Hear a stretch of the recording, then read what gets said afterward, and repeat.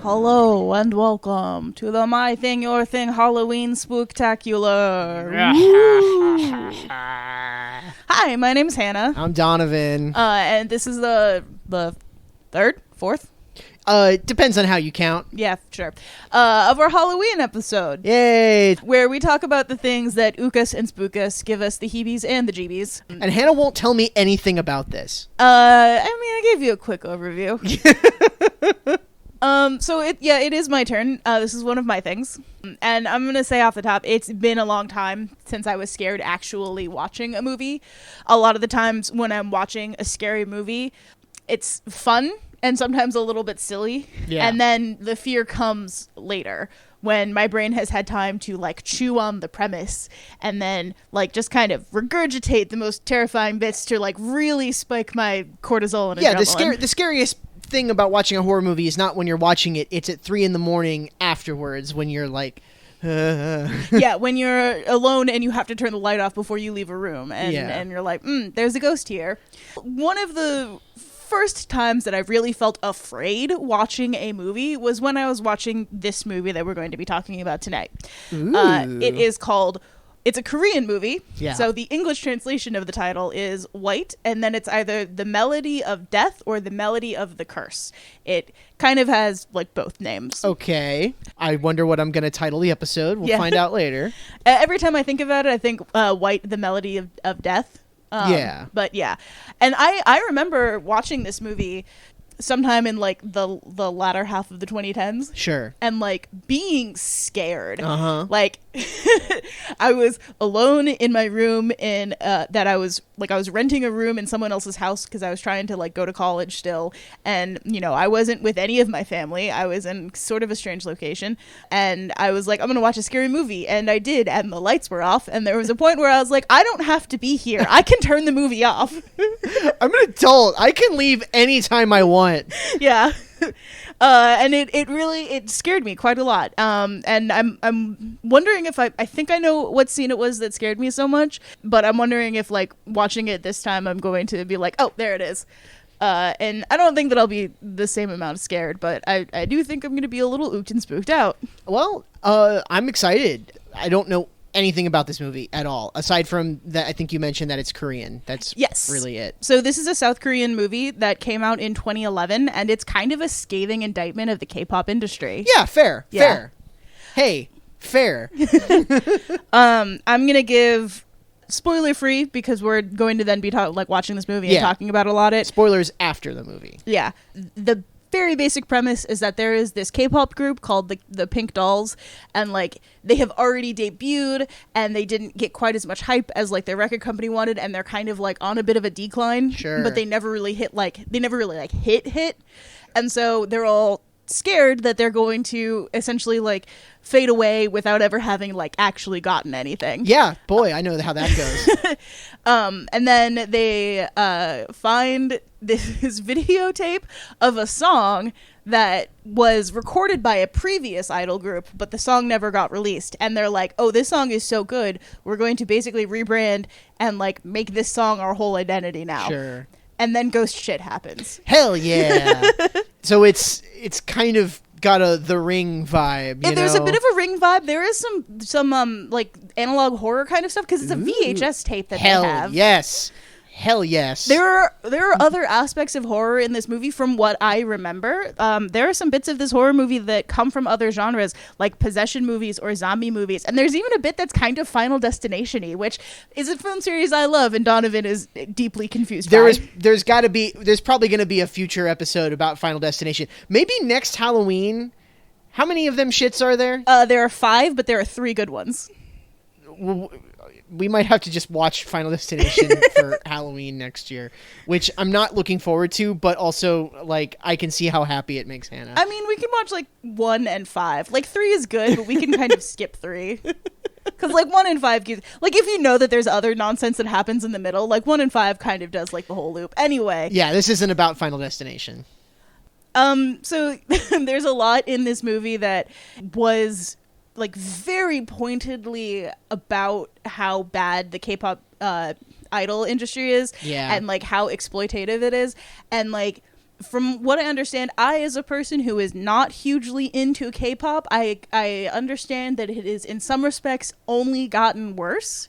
Again, I'm not super into K-pop, but, like, I exist on the internet, and I like to watch videos of people talking about things. As it turns out, right now, a K-pop group fighting against some kind of supernatural thing is a big fucking deal.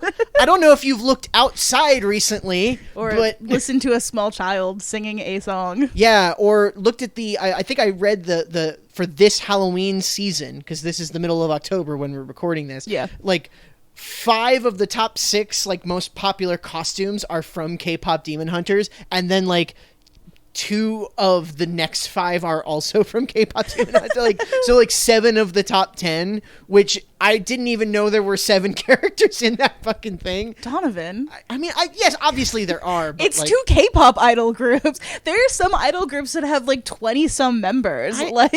Wait, really? Yeah, usually a lot of the ones that have like 15 or more, those tend to be like earlier Japanese ones and like sometimes Chinese ones. Because like there's, again, I'm going to be a little bit speaking out of my butt here because I'm not an expert in any of this, but like there are some K-pop groups that like they rotate members out. Yeah. So like, but they'll have like the core is like 10-ish people. Okay. But like over the course of the life of the band, there have been like 20 people. Is it like Blue Man Group where there's like 3 actual Blue Man Group, and then but if you go to Vegas, the 3 guys who perform on any given night are a different 3 guys, because there's also another 3 guys performing in Orlando and another 3 guys that are touring? Is it kind of like that? Yeah. Well, so okay, I think that this is the band that I'm thinking of. I believe that there is a Chinese group called EXO.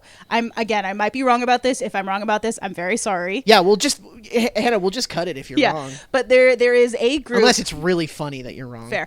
There is a group that I believe is a Chinese group, but they also have essentially like subsidiaries. I don't know how you would describe it. But like great. It's like one, like the main group is in China, but then they also have like one that tours in like Japan and one that tours in like South Korea and one that tours in like North America and the rest of the world. And like they're all in the band, but it's like all different members from the same band. I'm just imagining a horrible alternate universe where like there's Beatles Incorporated, where it's just like, there's the main 4 Beatles, but then there's also all of these sub Beatles that go around, This is something that also happens in other music genres in other countries as well. Because like, okay, so I know I'm going to bring this up and I know you're going to be mad at me because you hate this, but the band who made Cotton Eye Joe, the people who recorded that song and the people who toured are different people. Yeah. They are not the same people. So like if you can go currently see whatever the band, what's the name of the band? Do you know? I don't know, the Country Buttfuckers. Like, I have no idea. Anyway, if you go see them now, because they are still touring. Actually, I think the IP for the band went up for sale. So if you had to spare like $2 million a couple years ago, you could buy it. But anyway, the band still tours and they still play Cotton Eye Joe. But those are none of the members that A, are recorded the original Cotton Eye Joe, or B, were originally touring. No, yeah. Anything shitty thing you can say about, like K-pop or whatever idol groups, like, there are maybe specific shitty things that happen in that industry that don't happen in other industries, but like there are plenty of awful, horrible things that are not in any way like unique to that. Yeah. And there are other horrible, shitty things that happen in American and Western music like industries as well. Hell, I'm well-known, hard rock underground metal guy, and there's plenty of dumb bullshit that happens here too. So really quickly, if you don't know much about K-pop, here's a quick primer. As I've said, I'm not an expert. This is just what I've picked up over the years. K-pop groups aren't formed like a lot of Western bands and acts. Young people who want to become an idol go into training, and they go in as young as 13. This is like children. Yeah, going into training at like record companies, and then they train for many years until they debut. And oftentimes these children have like signed contracts with the record label that like they're basically sign the rest of their life away for a shot at like becoming an actual idol. Yeah. These like the contracts that they signed also have very strict diet and exercise clauses in them, as well as like propriety clauses kind of thing. Like the idol is also representing the music group, so if the idol does or says something that could reflect badly on the record company, they can be fired, and like dumped, and then also sometimes publicly humiliated and like made to apologize. My understanding is that unlike how I think most people would think about groups, where it's like the group and the record label are sort of different entities that sort of like have a mutual contract with each other. In K-pop, it's more like the record company essentially runs the group. The group is like entirely owned and operated by them. Yeah. Which is not how it works here, but in some cases it is kind of how it works here. It just sort of depends. Yeah, like if you think about like, you know, Simon Cowell putting together One Direction out of like a bunch of guys from a singing competition, it's kind of like that, except all of the groups. Yeah. It, like, you know, every single group is One Direction. Destiny's Child or like TLC, those were just very talented women who like came together to sing, right? Yeah. And God bless Destiny's Child, but they managed to like not actually have a bunch of bullshit with a record company that TLC did. Yeah. Like TLC won Grammys and they had no money because their record company like took all of their money basically from their contract. Yes. But yeah, so trainees are put together in groups or slotted for solo acts, and then they have their debut. And then the record company that they sign with chooses everything about the groups. They choose the songs, they choose the outfits, they choose when and where they perform, and the idol has almost no say in any of that. There are some when like they get to a super high level of fame, like, you know, if you think about like Rosé or like Jenny or like those kinds of guys, like girls, like the ones who have Donovan. These are names that mean absolutely nothing to him. Bleep Blorp and Blim Blap. Yeah, I have no fucking idea who these people are. If they have like a super high level of fame, then oftentimes they will be able to have more say in what they do. Yeah, and like the songs that they put out, or like have more like, you know, they might be able to write their own songs or that kind of stuff. But when idols first debut, they have almost no control over any of that. That's an exception, not the rule. Yeah. So this is about a lot of that. It's about a lot of the exploitation in K-pop, and also there are ghosts. Mm-hmm. So there are two writers. There are two guys who wrote and directed this movie, Gok Kim and Sun Kim. Okay. And they are both kind of like horror writers and directors. Mm-hmm. All of the other things that I am seeing from them also look like they are like horror movies, basically. Fair enough. Okay. Yeah. I obviously, you know, we're not super familiar with like a lot of Korean media. Yeah. Although I've seen some Korean horror. We watched The Wailing recently. Oh, yeah, that one was good. That one was pretty good. Yeah, we quite liked that. Cool. I'm very interested to see what I remember of this movie and how scared I am of it this time around, or if I'm just like, what was I thinking? I mean, it has been like a full decade, so, you know. Cool. Okay. Well, sure. Yeah, let's fucking watch this thing. Yeah.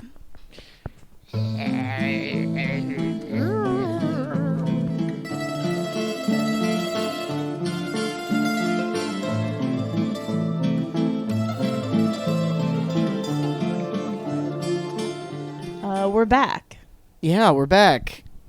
I remember what scared me so much about this. Yeah. The repeated refrain of, "Can you see me right behind you?" Yeah. No, thank you. I don't like that. I don't want that. I don't want that anywhere near me. No thanks. Yeah. Pretty spooky. Pretty spooky. Yeah. On like a second rewatch, I like it quite a bit. I don't think that it's like a perfect movie or anything, but I do think it's good, and I think if you like K-pop music, you should watch it, with the caveat that right at the end there is a scene that has a lot of flashing lights, so if you have any sort of sensitivity to that, perhaps skip. Yeah, and also there's a lot of, you know, self-harm and stuff. Oh, yeah, yeah. Yes, it's a horror movie. There's a lot of self-harm, there's a lot of blood, that kind of stuff. Gross stuff, you know, all that normal stuff. Yeah. It's very of its time. It was just released in 2011, and if any of you are familiar with horror in the late 2000s, early 2010s, this feels a lot like the low-budget horror that was coming out at the time. I don't know about you, but in 2011, 2012, you know, I was watching a lot of like crummy Netflix horror with friends, and this has a very similar feel to a lot of that. And, the actresses and actors on display, too. Like, they're all, like, small-time movie actors or, like, they were on TV and that kind of stuff. Those were the kind of people who were in those sorts of movies. Yeah. Yeah. Yeah, so this came out in 2011, and so if you watch it now and you're familiar with, like, current K-pop, like, the looks might be very different to you. Like, the makeup looks, essentially, is what I'm saying. Okay. And the idols themselves might look very different to you, because now it's almost an expectation that everybody will get some sort of, like, plastic surgery done on their face. Yeah. And to me, a lot of the times, there's a very sort of same-facey thing going on, which is also true of Western people, like Instagram face. Everybody has the same face. Yeah, I know what you're saying. Yeah, and so 2011 idols, the look is very different. There's this term in Korean, I'm not going to pronounce this correctly, I am very sorry, uljang, which means like best face. You put your best face forward. Mm-hmm. And so the idea or like the style of the best face essentially has changed, even in it's been over a decade, but still, like, looking at K-pop idols now and looking at what these women were, they were representative of K-pop idols like at the time. Sure. Very, very different. Okay. I have mixed feelings about the film overall. Sure. I think that there are some spooky stuff that I think works really well. Yes. The movie has some pacing issues. I would agree with that. It explodes right out the gate, and then there are some bits that lull towards the end. I will say, it almost feels like two movies. Sure. The first, hour and the last, 45 minutes, because it's about an hour and 45 minutes, they feel like two different movies. Sure. Because the first hour, it's it's the K-pop group, and they're dealing with this, spooky thing that's happening. And they're getting picked off one by one. And then they figure out it's a curse, and then they solve the curse. And then it seems like they looked at the time on the movie and went, oh, shit, this movie's only an hour. We need to, make another whole 45 minutes. Okay, well, actually, it turns out that it wasn't that girl. It was a different one the whole time. And it's okay, all right. It really feels like they were reaching there. And, some of the spooky stuff I think works really well.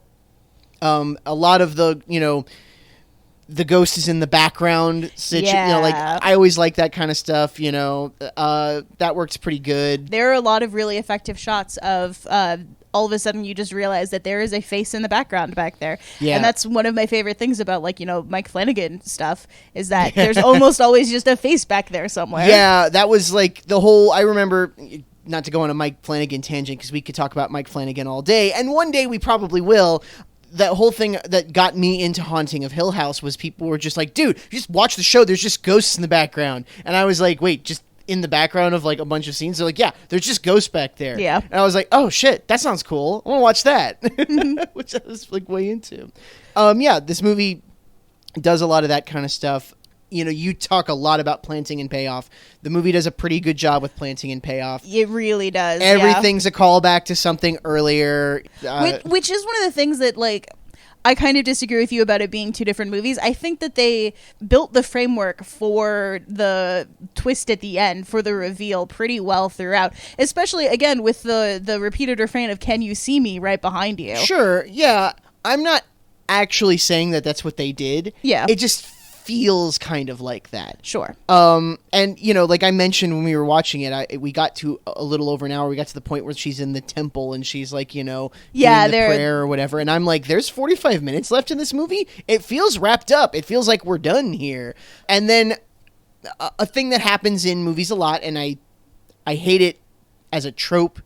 I don't begrudge the film for doing this, is that the main character who we have spent time with and have gotten a feel for her personality and we like her and all this kind of stuff. There's about a 15-minute period in the middle of the movie where she just becomes a bitch for no reason and suddenly just starts lying about everything, and it's just sort of where did this come from? I'm going to push back on that because I don't think that it's no reason. So I think that part of the thing is that as each of the four girls become the main girl, they start being focused on and influenced more by the ghost, by the curse, and they start acting out and start acting out of character or being more selfish and kind of more fame hungry, because the ghost wanted to be the center, like the ghost wanted to be the main one. So as like each time there's a new girl who cycles through like being the main member, they start getting more and more fame hungry. And so then when all of the rest of them are gone and it's just Anju who's the only one left,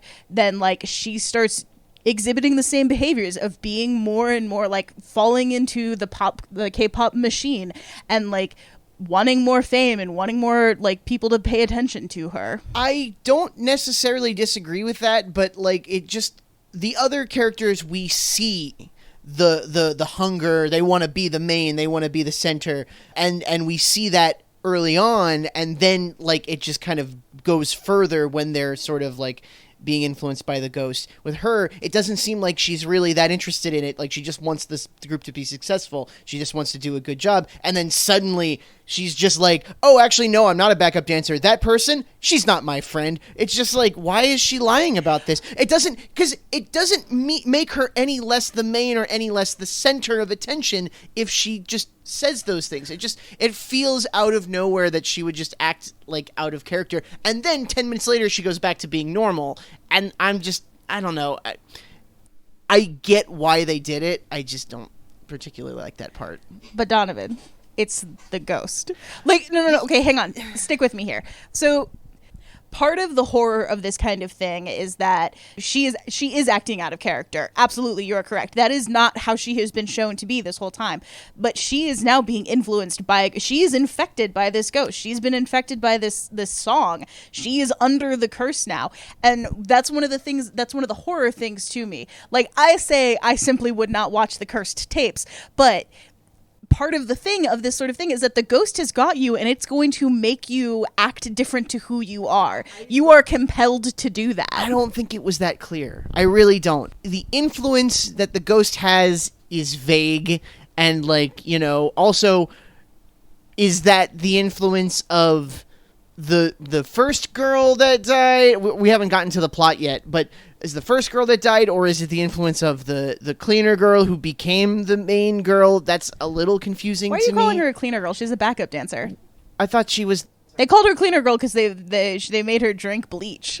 Okay, I was a little confused there. I apologize. I think that's a little confusing. Sure. I don't think the plot is bad.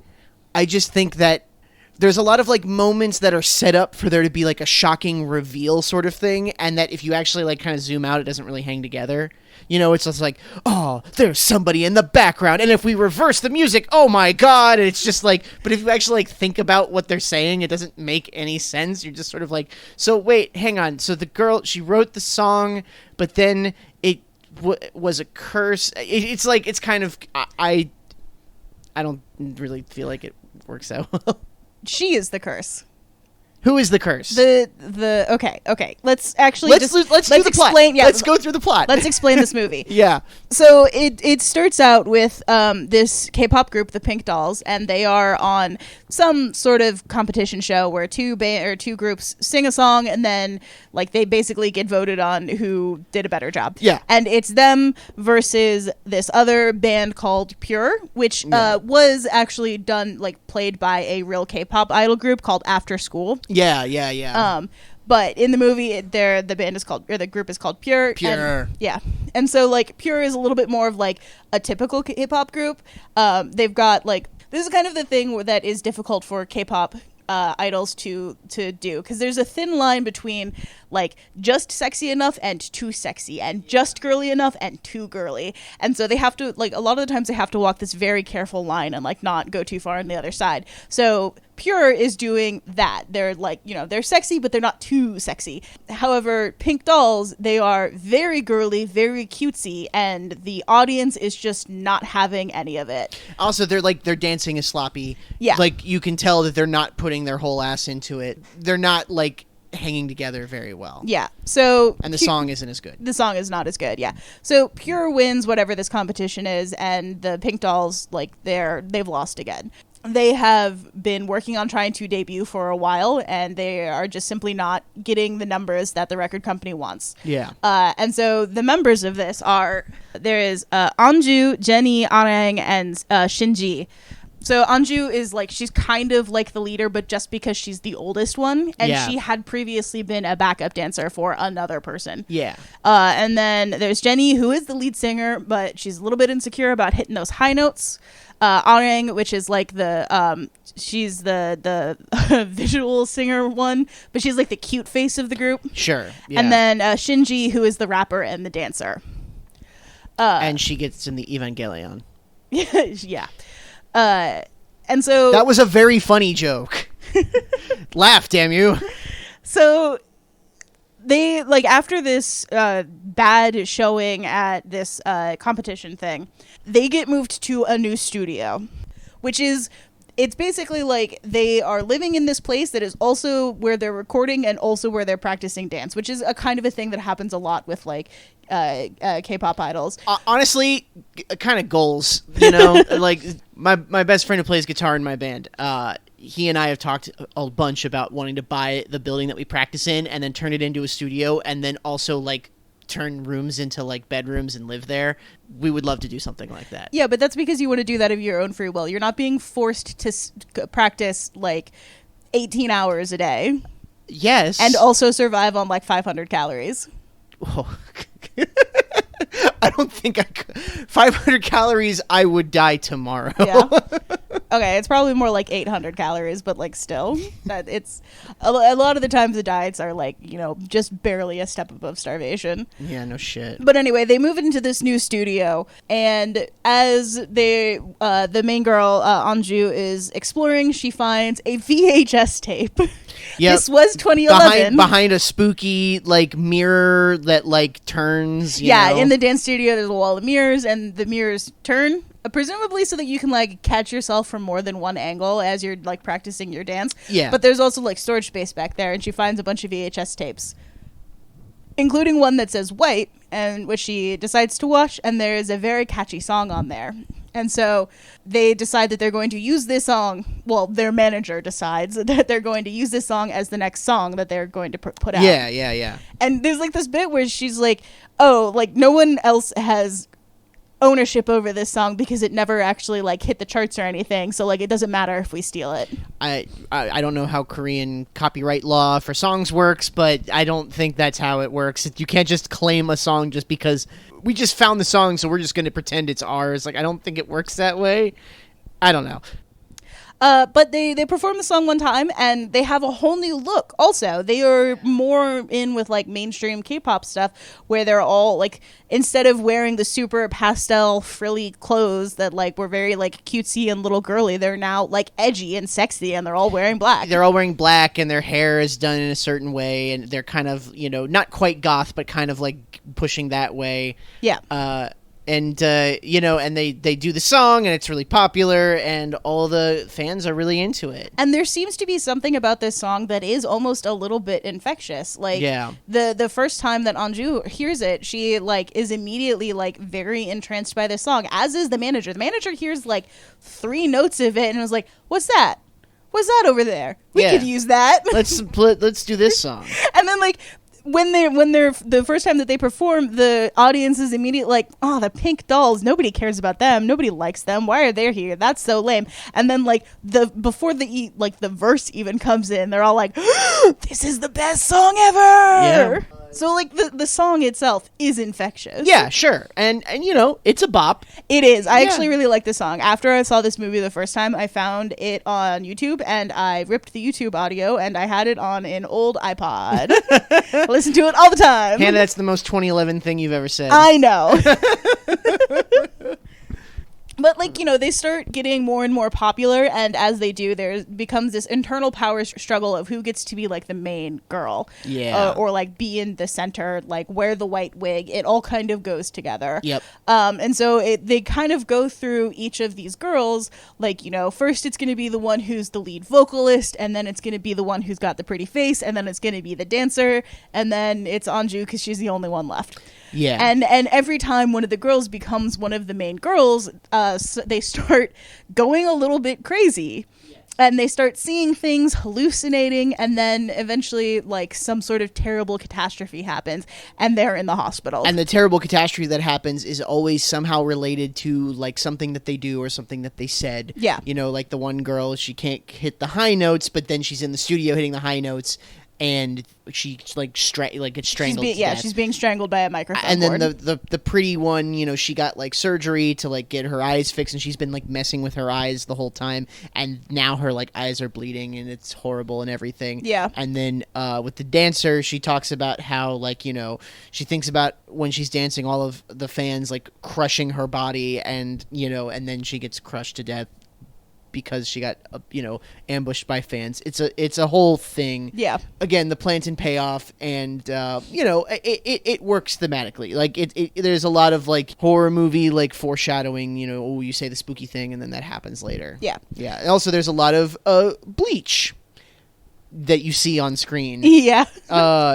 Wonder why that is. Anyway, So as all of this is happening, Anju and Sunyi are also like trying to figure out what happened. Sunyi's with like this- her friend. Her friend, yes. And also like her vocal coach or something. Yeah. Yeah. Sunyi was a trainee also, and she dropped out because she couldn't take the rehearsal schedule. Yeah. She says, like, my body hurt and I just couldn't do it And anymore. now she's like a teacher. Yeah, she is a vocal coach, and also she does doubling. Yeah. Which is, so the main vocalist, when she was afraid she couldn't hit the high note, Sunyi comes in and like on during a performance, she's just in the background and they just like dub her voice over the other one so that like she can hit the high note while the other girl's dancing. I that makes sense to me, although I'm almost so surprised that if they're doing doubling, like why not just have a backing track? Like Sure. why not just, you know, I don't know the rules in K-pop, you know. I don't know if that's against the idea of it, whatever. Yeah, so Anju and Sunyi are kind of like investigating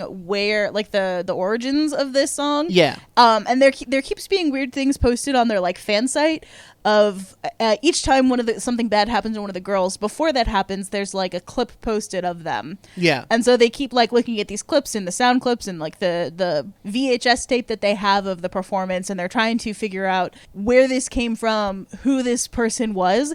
And then there's also like they got the studio that they were living in for cheap because 15 years ago there was a big fire and a bunch of people died, including the CEO of the company at the time. Yeah. Like you would think that more people would know about that because there's like a big CEO guy that died. It really does seem like these people didn't exist. Yeah. It's kind of wild. But yeah, so initially, Anju and Sunyi think that the song was written by the girl who was on the VHS, Yebin, who was trying to debut but like died in the fire before she managed to. No. Yeah. I will say, yeah, what actually happened 15 years ago is a little bit confusing. That's kind of what I'm saying. So this is my understanding, and tell me if yours is different. Sure. Yebin Yeah. is the like promising trainee, and everyone likes her, and she's the main. She writes the song White, and then all of the other members of the group kill her or make her drink bleach so that like she dies because they're jealous of her. And then for some reason they make the backup dancer the main, and then she accidentally lights herself on fire because ghosts scared her while she was trying to burn the note, and that caused the fire. So you've got the two of them backwards. So the song was initially written by the trainee, right? And Yebin was supposed to be the one who was debuting. She was the one who was supposed to be the solo act. But she was mad at the trainee for writing her own song. Okay. So Yebin and the rest of the group bullied her and made her drink bleach. And then they stole her song, and Yebin performed it. Okay. And then, so the trainee was the one who was the ghost who was driving Yebin crazy. Okay, so she was the ghost. Yeah, so the trainee was the All right, ghost. that's what I'm. Yes, this is. Yeah. This is what we're saying. It's a little bit confusing. Yeah. So a lot of this stuff also might be lost in translation. It might be clearer if we spoke Korean because there is a lot of subtext in the way that people address each other. Yeah, as you mentioned before, like some of the characters they like refer to each other as like older sister, And like to us, that's really weird because like every character is like referring to each other with like this honorific or whatever, and it's kind of confusing because we're like, well, who are they talking about? Is that their name? Is that, you know, we don't know.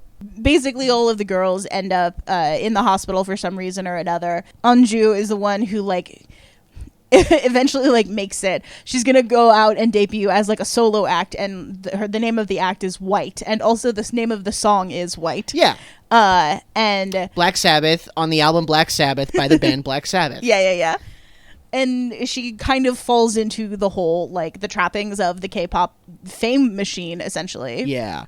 And then there's a horrible accident at the concert or the competition that she's at. Yeah. Which she wins, by the way. She's voted the #1 artist. Yeah, she wins over Pure. Yeah. And so I don't think that's like she's got a #1 song, like, you know, it would be like the top of the charts or whatever, but it is like she won over the other group that was debuting. I think the context what's going on. Sure. Yeah. It's not entirely clear. It's also not that important, really. Yeah. You know, we sort of joked while I was watching it where I was like, boy, it seemed like a week ago their career was over, and now 3 of them are dead or in the hospital or whatever, and she's the next big thing. It's sort of weird how it seems to happen so fast. I will also say there were bits of this that really made me think of The Substance in a similar kind of way. I don't disagree. I had the exact same thought.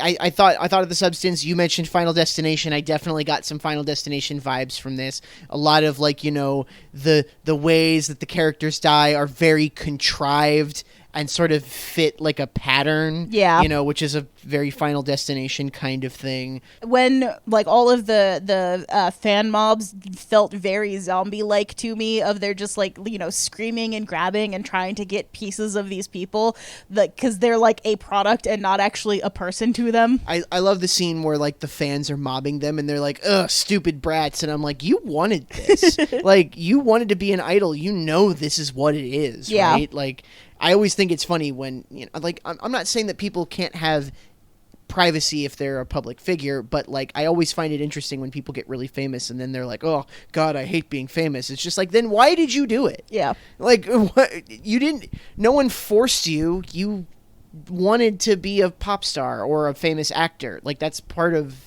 the thing.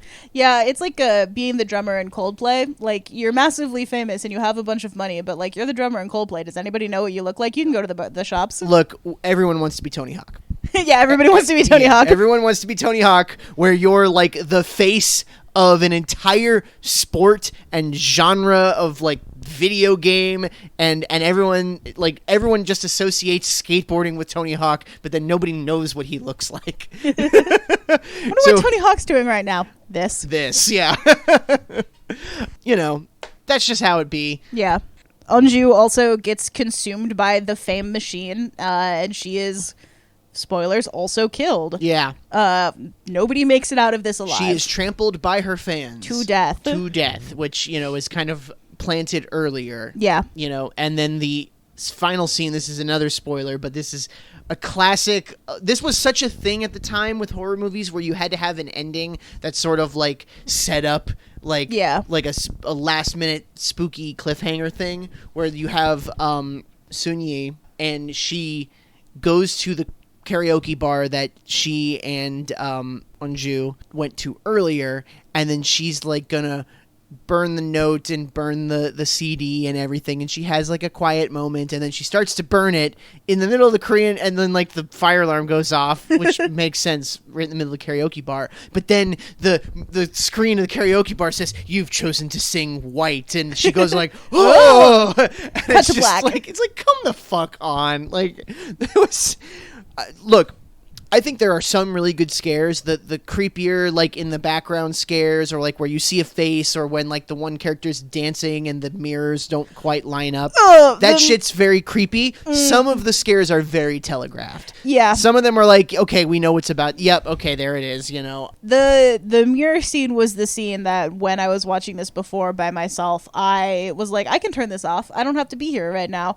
I am very ooked out and spooked out by, like, in mirrors, if the mirror isn't doing what you're doing, I hate that. I hate that shit so much. I think that was something that I thought worked really well. The first thing that scared me in the movie, I kind of mentioned it while we were watching, is like the first like 10 minutes of the movie, you could almost be forgiven for not remembering it's a spooky movie. Yeah. It's like, it's just kind of about like a pop star, like K-pop artists, and there's like all this kind of stuff.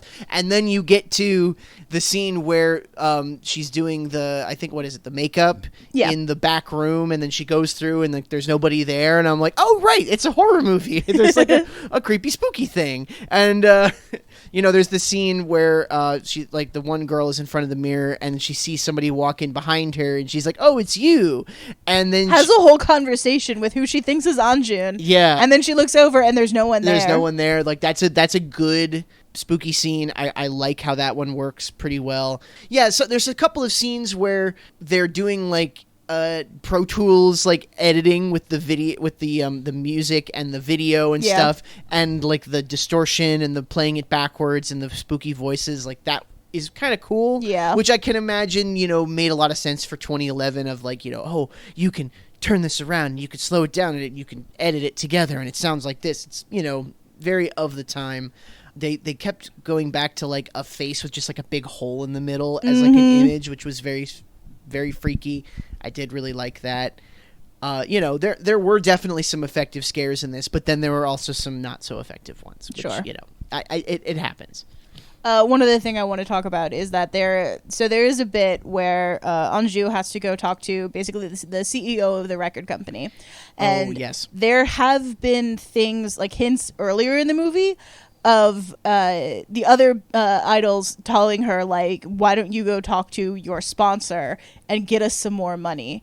This is one of those things where there have been, like, whispers throughout the years of abuse and harassment that have been directed at K-pop idols and other people in the industry from, like, VP up through C-suite, basically. Yeah. Yeah, and they talk about how like the current sponsor, like his dad was the one who burned in the previous 15 years ago, exactly, and that he was being gross with the younger trainees, and then now this younger guy, he even makes a joke. He's like, well, I'm not old and gross, but he's also taking advantage of her. And there is also like there is the double-edged part of it of like the other trainees are telling Anju, go get more money from our sponsor, but they're also a little bit saying that she's dirty, essentially, because she is the one who's going to do that, or they think that she already did. Yeah, they think she's dirty. They also like make fun of her for being like old, even though she is 23. 23 whole years old. She is 23, but that's too old, I guess. Yeah. Idols have a shelf life. There is always someone younger who is coming up on their heels. They have to become famous and profitable before they come old. Old in this context being 27. I get it. I think the movie did a pretty good job of showing how fucking awful it is to be an idol. Yeah. In a weird way, this is not necessarily a criticism of this film in particular, because there's probably some cultural context that I just don't know.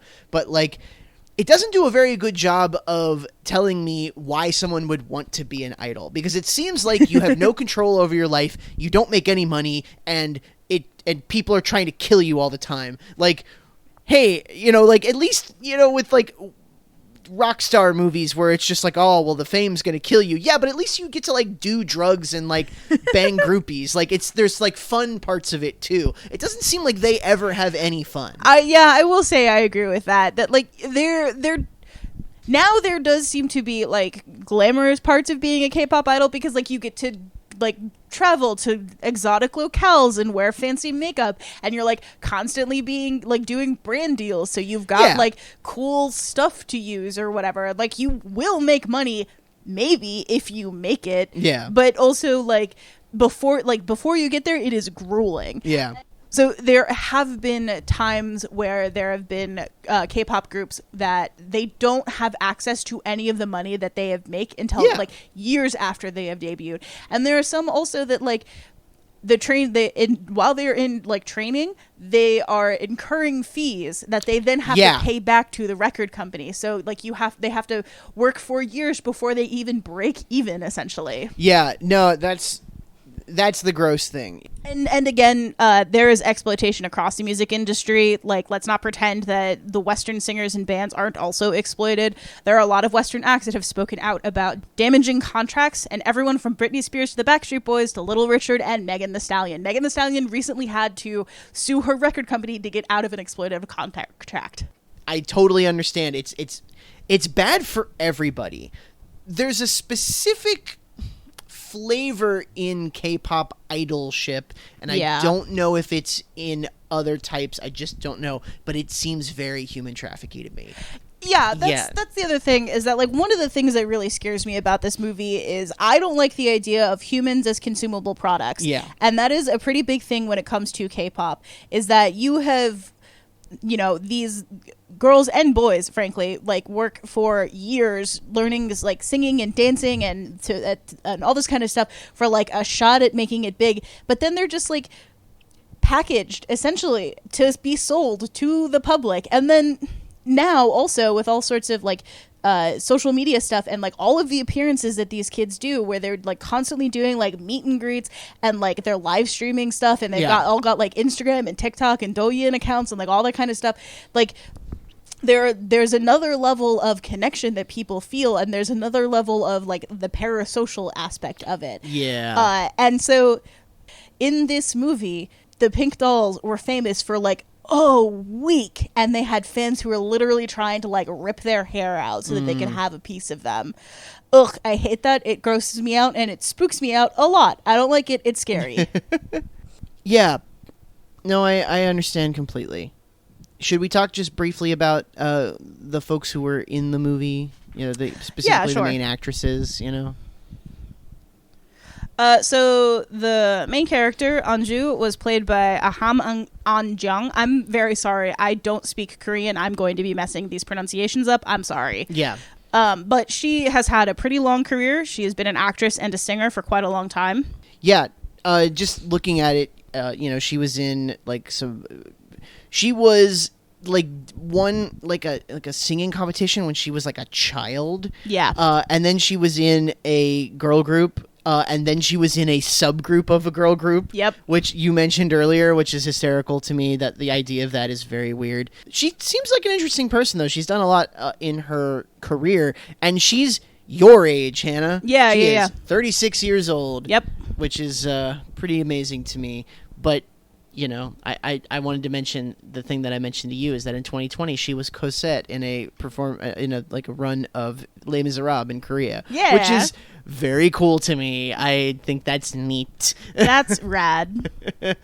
So, you know, good for her. And she's got a bunch of small hits here and there. In fact, looks like this song, White, from this movie was a hit, a minor hit. You know? It is a bop. It's a good song. Yeah, it's very infectious. I like that. Yeah. So the woman who played Sunye is Hwang Woo Sol Hee, and she's been acting for quite a while, and she also has mostly television and TV shows. Yeah. It seems like most of her career is like TV, which I have to imagine is probably common. I would bet. There is kind of a machine that works in South Korea to make like movies and TV shows that is a lot like the BBC. Yeah. Where like if you have an in, you have an in, and you'll probably be working there for quite a while. Yeah, I mean, you know, obviously South Korea is a populous country. There's a lot of people that live there, but you know, it's not as big as like the United States or even like, you know, Indian film or something, you know, where there's like literally like hundreds of millions of people. Yeah. I imagine it's a pretty tight-knit group there. And then, so playing Jin Yi, the main singer who was like afraid of hitting high notes, is Jin Si Yeon, who also has been working for quite a long time, mostly in television. And then the other two girls who played the other like the other members of the Pink Dolls. Yeah. They've not really been in much. There's actually one Maidoni who has only been in this. Yeah. I got the idea that maybe some of the people in this movie actually were like singers, and yes, as opposed to actually being like actresses or actors. You know, like that maybe lends like an air of authenticity sure, to the film, that like, oh yeah, like these were not actor people, these are actually like singer and yes, you know, K-pop folks. Maidoni played Shinji, who was the dancer. Yeah. And then also Choi Ara, who played Aurang. Also, like, she's had a couple of other... She was actually in Sympathy for Mr. Vengeance, which is part of, like, the Vengeance cycle, which is something that I would like to watch at some point. But she's not been in a whole lot. I see.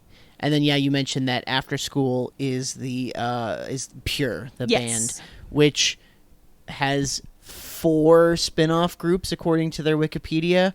How does that work? I you know, like, I'm trying to think of a comparable Western thing. I guess maybe Jefferson Starship was a spin-off of Jefferson Airplane. Maybe, like, I can think of that. Yeah. Does that count? I guess. I have no idea. I'm so far out of my depth at this point when it comes to K-pop stuff. I know. I feel not hypocrite. I feel like such a rube or something talking about this, because it's just like, well, Donovan, you're a music guy, why don't you know more about this? I don't even know how American pop works. Like, I really don't. Like, I stopped understanding popular music conceptually around when I was in high school, and not even like, you know, because that was when I was paying attention. No. When I was in high school, all the music I liked came out in the 90s. But at least I sort of understood what was popular then. Yeah. Now I have no clue. You know, people talk about, you know, they announced Bad Bunny. Like, God, this sounds like such a shitty, like, white person thing. It's like they announced Bad Bunny for the Super Bowl. And I actually turned to you and said, I've never heard of this person. I feel really bad because I don't know about this stuff anymore. It's just like, do you want me to tell you about weird doom bands from Michigan? I know that shit. I can give you some Bog Wizard like recommendations, or like Wizard Union. They're both bands named Wizard from Michigan. I'm sorry, I don't know what to tell you. I can tell you about cool stoner rock bands from Sweden. I don't know fuck shit about like anything popular. So this is another thing that I wanted to talk about a little bit, because I think that there is something deeply broken inside of me where I don't enjoy things the way that other people do.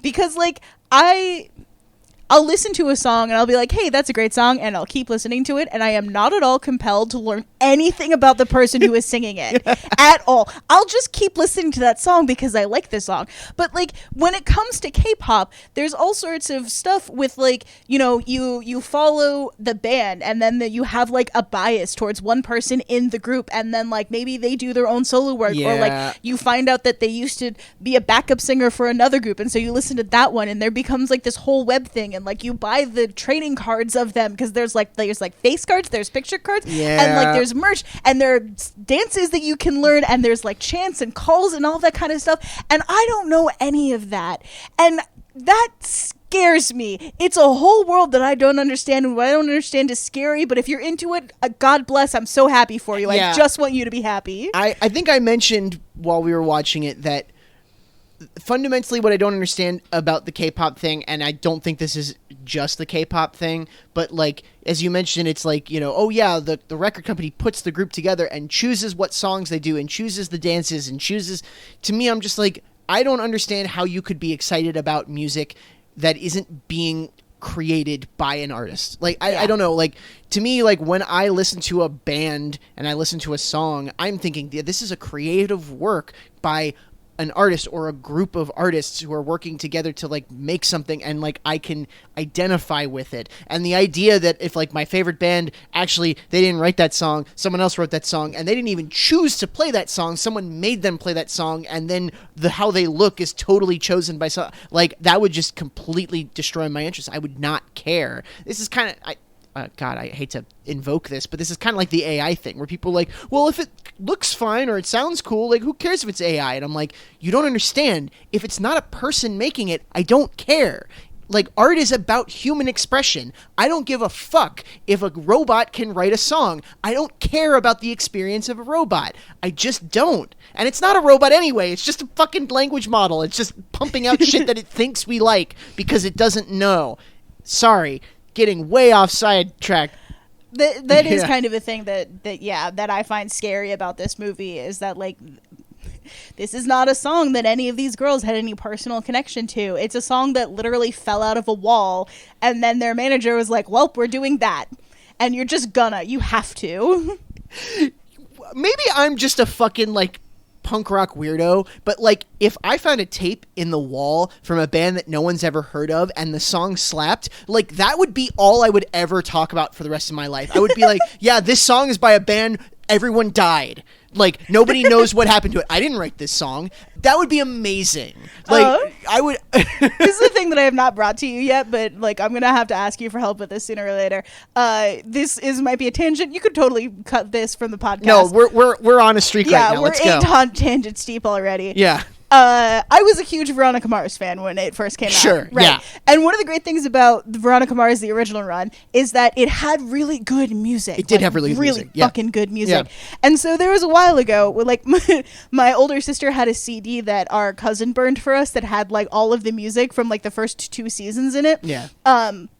And it was just like a burned one, so it didn't have any of the metadata in it, right? And so a while ago, I was like, I was doing a big rewatch of Veronica Mars, and I was like, I'm going to put all of the songs on a playlist and listen to them. And there are a couple of, like, they're in there, and I remember them from this CD, but I can't find any fucking information about this. Like, the band doesn't exist online. They have no digital footprint at all. Yeah. And, like, there's one song that I remember, like, was the backing track of someone playing some sort of racing game, and that's the only version of it that I can find online at all. These are ghosts, Hannah. Yeah. It was funny. There's this scene in this movie, to tie it back to this movie, where she's flipping through the karaoke like list, and there's like hundreds of songs, and she's like, all of these people existed at one point. Where did they go? What did they do? And I think to myself that kind of stuff all the time, because, like, right now in Columbus, the city that we live in, there are dozens, if not hundreds, of musical acts that are writing and recording and making music. And in 10 years, no one will remember a single fucking one of them except for, like, a small handful. Yeah. This is what I'm talking about. Like, I sometimes feel like the fucking guy from Blade Runner when I think about the shows that I saw in my 20s, where I'm just like, it's just, Tears in the rain. Tears in the rain, man. It's all gone. Yeah. It's all gone. And then I'll be gone. And then we'll all be gone. And it won't matter. Yeah. Well, hopefully we won't die in a pyrotechnic explosion and then being trampled to death by fans. But all I'm saying is that if I was in, like, a crappy practice spot and then I knocked down a wall and I found a recorded song by a band, and it turned out that band had, like, written it and then burned to death, like, I would not only record that song, but that would be the story. Like, I would, people would be like, no, Donovan wrote that. And I'd be like, I swear to God I didn't. I swear to God. I would try so hard to be like, I didn't do that. You would be out here tracking down former family members. I would be, because I would just be, like, so interested. Yep. One last tangent. Yeah. I used to be on the Ultimate Guitar website forums. And one of the things that we did in the punk rock forum was we liked to make recordings of songs and then pretend they were by bands from the 80s or whatever. And, like, so we would make, like, physical copies of these songs that we would just, like, go back and record with each other. And then we would put them up on YouTube as though this is, like, a found EP from the 80s. Mm-hmm. And, like, we did this all the time. Why did we do this? We were just, like, trying to play pranks. Uh-huh. This was bullshit. We were, like, 18-year-olds on a website making shit up. Why did we do this? I think we all just want to do something that will last longer than we do. Yeah. That's why we're doing this podcast right now. Oh, God. Sorry, this has become an existential horror podcast. Oh, Donovan, with you, it's always an existential horror podcast.